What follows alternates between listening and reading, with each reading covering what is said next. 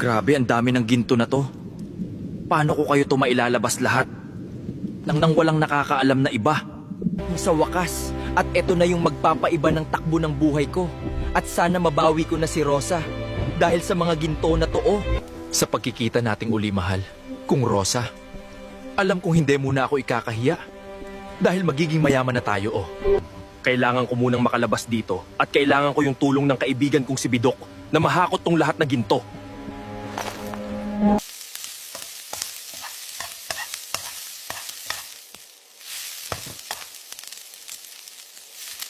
Ang sarap talagang magluto dito sa magandang kusina. Hindi katulad sa amin noon na kahoy at uling lang ang ginagamit. Kaya nga ayaw ko magluto dati at si Jose yung pinapagawa ko dahil nadudumihan yung mga kamay ko sa uling. Ngayon at maganda na yung kusina, kahit ako na magluto parate para sa beb ko, walang problema. Ang aga mo nagising, Beb, at sipag-sipag mo naman pala magluto. Siyempre, beb, at pagsisilbihan kita habang nandito ako sa bahay. Yan yung gusto ko sa babae. Yung pinagsisilbihan ako, Beb. Siyempre, beb, hindi na kita papagurin sa gawaing bahay. Ang bango-bango mo naman, Beb. Kahit nagluluto ka, amoy baby ka pa rin. Sa nga pala, beb, papasok ka ba ngayon sa trabaho? Oo, Beb. Papasok na ako ngayon at hinahanap na ako ng boss ko. Kumain ka muna, beb, bago ka umalis at maluluto na tong ulam. Hindi na, Beb, at malilate na ako sa work. Tirhan mo na lang ako, Beb. Ganun ba, beb? Sige, mag-ingat ka sa daan at huwag ka pagutom dun sa office. Sana okay pa yung kaibigan kong si Jose hanggang sa ngayon. At 24 oras na siyang natabunan sa loob ng minahan. Kawawa naman yung kaibigan ko at napahamak. Dahil sa kagustuhan niyang yumaman para lang sa isang babae na pinagtaksilan siya.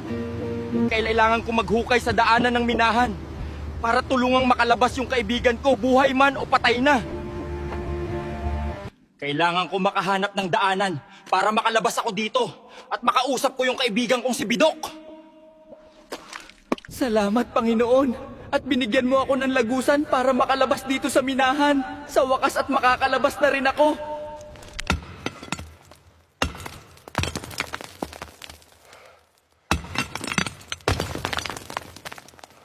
Nakalabas rin ako sa wakas at ipapakita ko to sa kaibigan kong si Bidok para malaman niya na nakakita ako ng maraming ginto.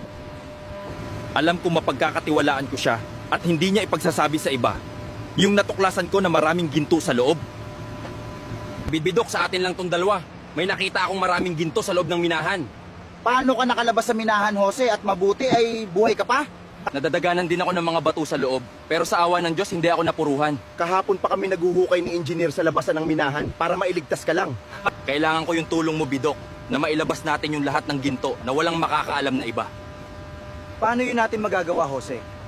Ako na bahala sa plano. Basta sumunod ka lang sa sasabihin ko. Sige, Jose, ikaw na bahala sa plano. Basta walang problema, tutulungan kita. Eric, ano ba yung problema sa kumpanya ngayon at grabe yung pagbaba ng sales natin ngayong buwan na to, oh? Humina po kasi yung pasok ng mga clients, sir. At talagang every year, ganitong buwan po talaga tayo humihina. Okay, I want you to take action about this. At hindi pwede na ganito parate, Eric. And please do your job. Yes, Sir Alonso, don't you worry. Gagawin ko po ang lahat para po tumaas po yung sales natin ulit. I'll promise that. Diba? Okay, Eric, aasahan ko yung pangako mo at importante na maganda yung performance mo if you're aiming for higher positions. Sir, eto na po yung kaibigan ko. Nakalabas na po siya sa minahan. Paano ka nakalabas sa loob? At kami nga, hirap yung paghuhukay para mailigtas ka. Nakahanap po ako ng butas papalabas dun sa likurang bahagi ng minahan. Ganun ba? Ano bang sitwasyon yung nakita mo dun sa loob ng minahan? Parang hindi na po magagamit, sir. At bagsak na po lahat ng daanan. Kung gayon, hindi na magagamit natin yung lagusan ng minahan na to. Oo, sir, parang ganun na nga.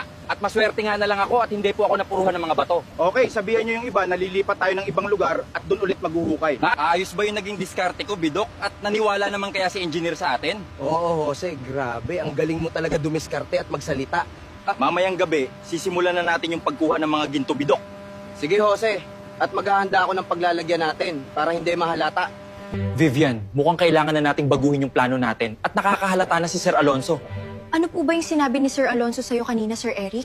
Nakita niya kasi na mababa yung sales natin ngayon buwan na to at baka magpa-investiga yun. Ano po yung gagawin natin, Sir Eric? At baka mahuli tayo na nangunguha ng pera ng kumpanya. Huwag kang mag-alala, Vivian. At ako na bahala at gagawa ako ng plano. Sige po, Sir Eric. Ikaw na po bahala. Alam kong